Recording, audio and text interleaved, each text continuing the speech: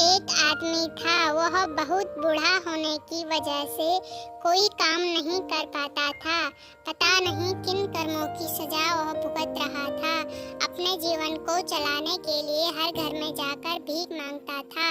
वह भिखारी रोज एक दरवाजे पर जाता और भीख के लिए आवाज लगाता था, और जब घर का मालिक बाहर आता तो उसे गालियां और ताने देता, कहता, मर जाओ, कोई काम क्यों नहीं करते हो, जीवन भर क्या ऐसे ही भीख मांगते रहोगे। हमने क्या यहाँ पैसों का पेड़ लगा रखा है जो रोज मुंह उठाए चले आते हो। कभी कभी गुस्से में उसे धकेल देता, पर भिखारी बस इतना ही कहता, तुम्हारे पापों को ईश्वर क्षमा करे। एक दिन सेठ बहुत गुस्से में था, शायद व्यापार में घाटा हुआ था। वो भिखारी भी उसी वक्त भीख मांगने आ गया। सेठ ने एक पत्थर उठाकर भिखारी को मार दिया। भिखारी के सर से खून बहने लगा। फिर भी उसने सेठ को कहा, ईश्वर तुम्हारे पापों को क्षमा करे, और वहां से जाने लगा। सेठ का थोड़ा गुस्सा कम हुआ और वह सोचने लगा, मैंने उसे पत्थर से भी मारा, पर उसने बस दुआ दी। इसके पीछे क्या बात है? जरूर इसके जीवन में कुछ तो घटना हुई है, मुझे जानना है। इतना सोचकर सेठ भिखारी के पीछे पीछे चलने लगा। भिखारी जहाँ भी जाता सेठ उसके पीछे जाता। कहीं कोई उस भिखारी को कोई भीख दे देता तो कोई उसे मारता, कोई गालियां देता, पर भिखारी बस इतना ही कहता कि ईश्वर तुम्हारे पापों को क्षमा करे। अब अंधेरा हो चला था। भिखारी अपने घर लौटा। वहाँ एक टूटी खाट में एक बुढ़िया बैठी थी जो भिखारी की पत्नी थी। जैसे ही उसने अपने पति को देखा, वह भीख का कटोरा देखने लगी। उस भीख के कटोरे में मात्र एक आधी बासी रोटी थी। उसे देखते ही बुढ़िया बोली, बस इतना ही और कुछ नहीं, और ये आपका सर कहाँ फूट गया?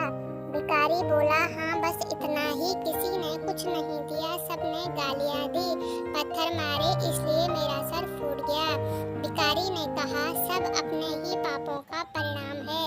याद है ना तुम्हें, कुछ वर्षों पहले हम कितने अमीर हुआ करते थे, क्या नहीं था हमारे पास, पर हमने कभी दान नहीं किया। याद है तुम्हें वो अंधा भिखारी?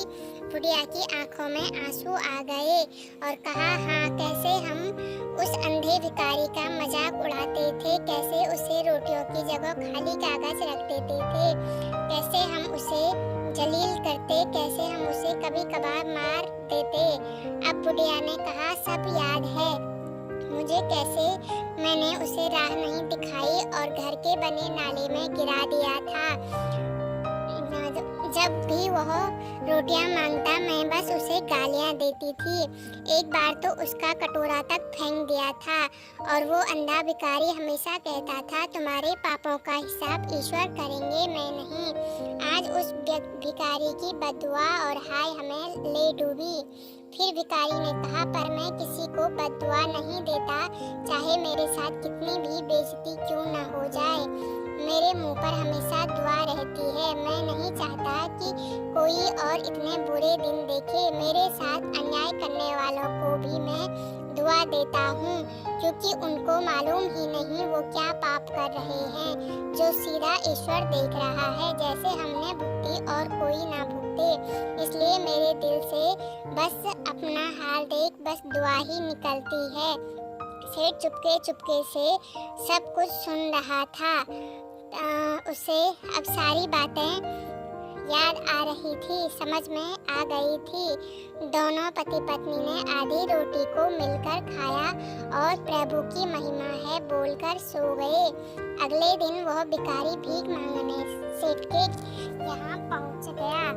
सेठ ने पहले से ही रोटियां निकाल कर रखी थी। उसने भिखारी को दी और हल्की मुस्कान से कहा, बाबा माफ करना, मुझे गलती हो गई है। भिखारी ने कहा, ईश्वर तुम्हारा भला करे। सेठ को एक बात समझ आ गई थी, इंसान तो बस दुआ और बद्दुआ देता है, उससे पूरा तो ईश्वर ही करता है। इस कहानी से हमें यह सीख मिलती है कि कैसे हमारे कर्म हमें किस तरह की जिंदगी जीने पर मजबूर करते हैं। इसलिए जीवन में हमेशा अच्छे कर्म करो, कभी किसी का बुरा मत करो।